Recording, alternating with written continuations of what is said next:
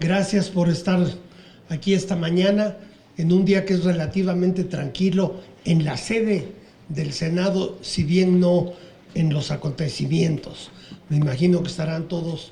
muy ocupados, sobre todo tratando el tema lamentable de los 3 atentados ocurridos en los Estados Unidos durante el fin de semana. Yo he estado recibiendo solicitudes de entrevista y pensé que era mejor que pudiéramos platicar conjuntamente más que tratar de responder una a una a las solicitudes que me han hecho. Yo empezaría por señalar que lo acontecido en El Paso el sábado pasado, a diferencia de otros tiroteos, de otros crímenes que han sucedido recientemente en los Estados Unidos, creo que en El Paso se trata claramente de un crimen con componentes ideológicos y políticos. No cabe la menor duda de que quien cometió estos asesinatos estaba ideologizado con los conceptos característicos de los supremacistas blancos. Dejó él, de hecho, un manifiesto y otros elementos que han sido encontrados en su entorno indican claramente que se trata de una de estas personas que sienten que los Estados Unidos de Norteamérica se ven amenazados por invasiones de elementos exógenos, de personas de otras culturas, de otros países, de otras etnias, de otras razas, y esto lo ven como una amenaza para la integridad de los Estados Unidos. Es un claro crimen de odio, de racismo, de xenofobia y de un supremacista blanco. Esto es lo más grave y es algo sobre lo que tenemos que reflexionar, yo diría que tanto en México como en los Estados Unidos. Es evidente para mí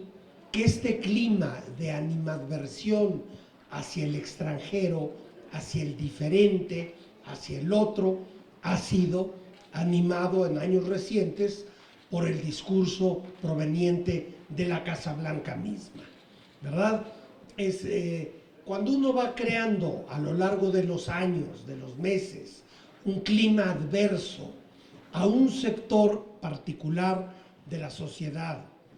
y a un sector de quienes migran hacia los Estados Unidos, se crean o se fomentan las condiciones para que ocurran este tipo de atrocidades. Tenemos que reflexionar sobre las consecuencias de señalar a un segmento, a un sector de la sociedad como algo maligno. Y para esto me tengo que remitir, aunque no quisiera hacerlo, a lo que ocurrió en Alemania durante la segunda y la tercera décadas del siglo XX. Recordemos que mucho antes de que empezara a suceder el Holocausto, se creó a partir de los años 20 del siglo pasado una atmósfera de animadversión y de linchamiento hacia una comunidad, hacia la comunidad judía, la cultura, la etnia judía. Estas cosas que a veces empiezan con meros discursos, con mera repetición de frases hechas y, por cierto, mentirosas, mañosas y calumniosas, este clima que se va creando cuando uno señala a un sector de la sociedad como algo que hace daño a un país, se van sembrando las semillas de algo tan grave y tan atroz como fenómenos que vimos en el siglo XX, que yo considero sin paralelo en la historia de Occidente. Si yo lo he dicho en repetidas ocasiones, yo considero que el fenómeno del nacionalsocialismo es la aberración más grande ocurrida en la cultura occidental durante milenios, al menos desde las guerras religiosas en Alemania del siglo XVII. Entonces, las consecuencias de empezar a sembrar el odio, la desconfianza contra una comunidad, una raza, una etnia, son imprevisibles y verdaderamente graves.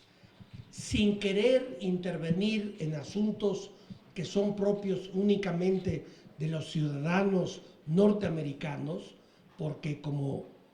hemos conversado muchas veces, yo soy un gran creyente en el principio de no intervención. Sin embargo, invito, exhorto a todos los habitantes de los Estados Unidos de Norteamérica a reflexionar sobre las consecuencias posibles de sembrar estas semillas, repito, de odio hacia un sector particular de la población o de los migrantes. Y en este caso, claro que nos atañe directamente porque ese segmento de la sociedad que ha sido atacado, vilipendiado en años recientes en Estados Unidos, son los latinos en general y los mexicanos en particular. Ustedes saben que otros tiroteos de esta naturaleza, que por desgracia son frecuentes en Estados Unidos, pueden ser achacados a la psicología personal del criminal en cuestión, a casos de psicosis u otros trastornos mentales. Pero como digo, este caso tiene que ser referido al ambiente de linchamiento que se ha generado en los Estados Unidos, en parte como resultado de las políticas del Poder Ejecutivo norteamericano. Las condiciones están dadas para este tipo de atrocidades y hay que ir a la raíz del problema y no solamente ahora tratar de lidiar con las consecuencias. Hay que abordar, como sí se está haciendo, debo decirlo, en los Estados Unidos, una simple revisión de los medios norteamericanos durante este fin de semana demuestra claramente que también en Estados Unidos hay sectores profundamente preocupados por la dirección que están tomando algunas políticas gubernamentales del actual régimen en Estados Unidos.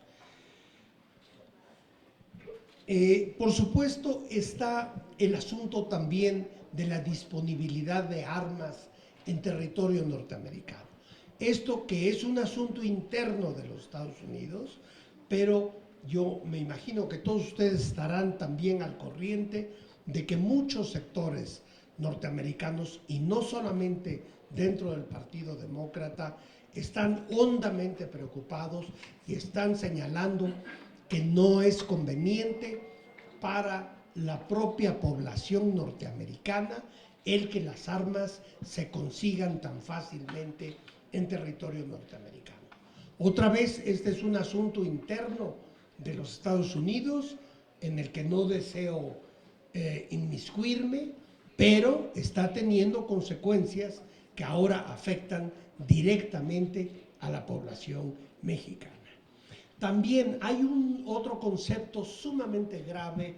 que se está manejando en la política norteamericana por los círculos de derecha extrema, y ese es el concepto de invasión. Habla la derecha norteamericana de que los Estados Unidos están siendo invadidos por etnias distintas de la norteamericana, y aquí la primera reflexión que le viene a uno a la mente es que no los Estados Unidos, por antonomasia, son el país de los migrantes,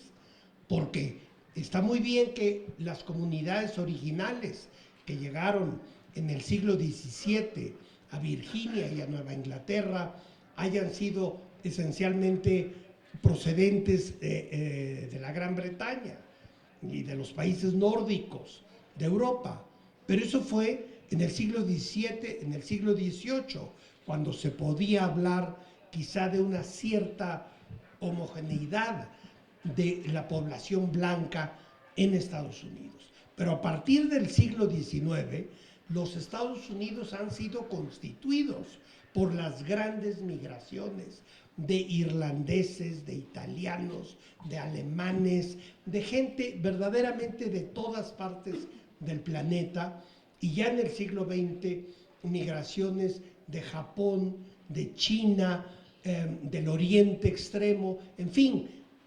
los Estados Unidos, quizá más que ningún otro país del planeta, con la posible excepción de Argentina, es un país de migrantes. Entonces, hablar a principios del siglo XXI de que los Estados Unidos están siendo invadidos por extranjeros, aparte de ser una cuestión perversa, ideológicamente y políticamente motivada, es una absoluta falsedad histórica. Bien, me parece que es importante tener estos conceptos en mente cuando abordamos lo cotidiano, cuando abordamos las tragedias que ocurren y que desgraciadamente pueden volver a ocurrir en cualquier momento mientras se siga alimentando este lenguaje y esta atmósfera de odio hacia el extranjero. Me parece que el gobierno mexicano pues ha tomado ya distintas medidas para afrontar lo ocurrido este fin de semana. Como todos sabemos, el secretario Ebrard se encuentra ya en los Estados Unidos, pero yo creo que tenemos como Senado de la República